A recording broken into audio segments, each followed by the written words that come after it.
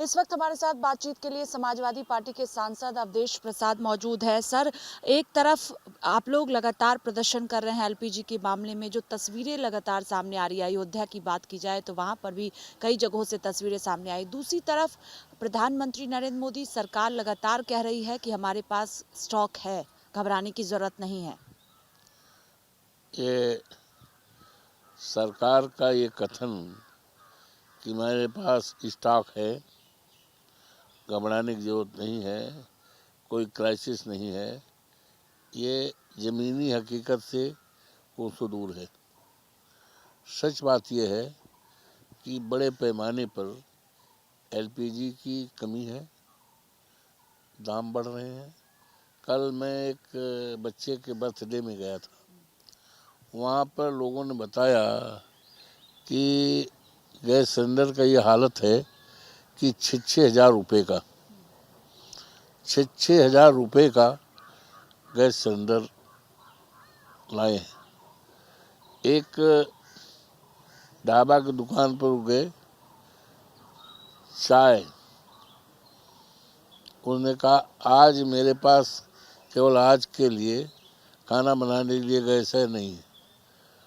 एक गाड़ी रोका मैंने, चाय का वो लगा करके चाय वाय बेच रहा था। मैंने कहा भाई चाय पिलाओ, तो कहा साहब चाय तो पिलाएंगे लेकिन दाम बढ़ गया है। हम कहें कितना? कहें 20 रुपये। कितना बढ़ा है? हम साहब 10 रुपये में पिलाते थे, लेकिन गैस बड़ी मुश्किल से मिला है 20 रुपये। हमने कहा पिलाओ यार। तो ये, और हमारे अयोध्या में जो मर्यादा पुरुषोत्तम राम की धरती, यहाँ पर हजारों मंदिर हैं और मंदिरों में प्राण प्रतिष्ठा करके मूर्तियाँ बैठाई जाती हैं और तभी से माना जाता है कि यहाँ देवी देवता का वास हो गया है।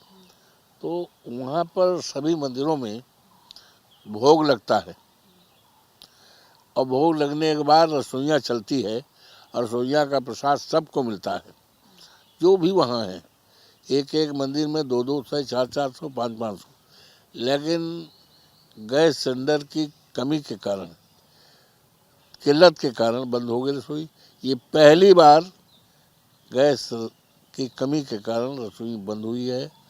प्रसाद लेने में मारो मारी है।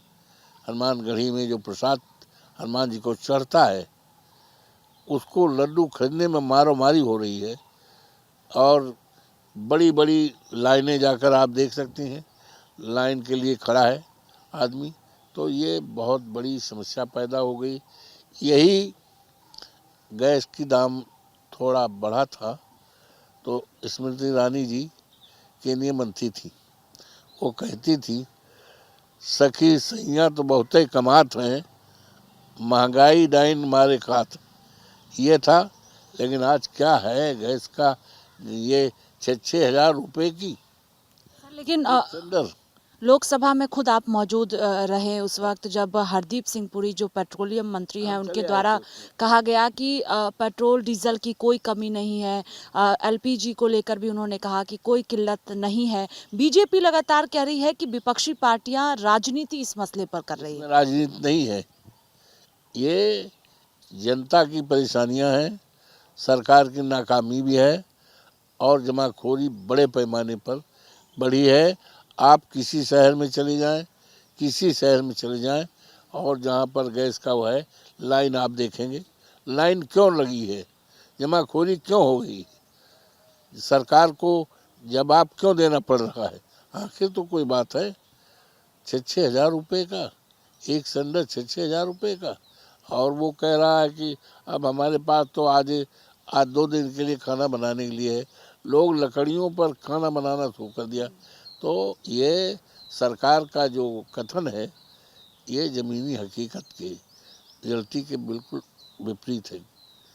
सच बात है, बड़े पैमाने पर किल्लत है, परेशानी है, जमाखोरी बढ़ी है। सरकार को राजनीति नहीं करना चाहिए, बल्कि इंतजाम करना चाहिए। आपको लग रहा है कि सरकार इस पूरे मामले पर राजनीति कर रही है? और क्या कर रही? उपाय ढूंढना चाहिए। आखिर क्यों ये प्रॉब्लम पैदा हुई, क्यों ये चर्चा में आया बात? अगर हकीकत नहीं है तो चर्चा में कैसे आया? सर, इससे हटकर एक सवाल है कि बद्रीनाथ और केदारनाथ मंदिरों में जो सनातन धर्म को नहीं मानते हैं उनकी एंट्री पर रोक लगा दिया गया है। किस तरह से आप देख रहे हैं? Who will decide? Who will decide कि कौन सनातनी है कौन नहीं है? ये कौन तय करेगा? कोई सर्टिफिकेट दिखाना होगा क्या?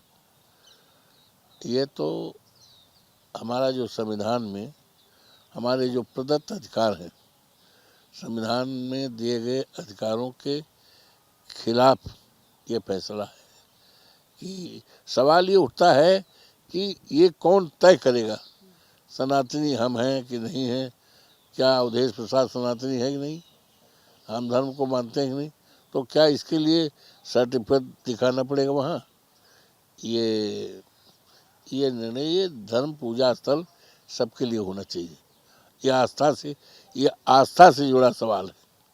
बहुत शुक्रिया बातचीत के लिए। देखिए, साफ तौर पर कहना है कि जो लंबी लंबी कतारें देखने को मिल रही है, सरकार को इस पर जवाब देना चाहिए। जब सरकार का कहना है कि स्टॉक है तो आखिरकार लंबी लाइनें क्यों है? कैमरा पर्सन सचिन के साथ स्वाति पाठक, भारत समाचार, दिल्ली।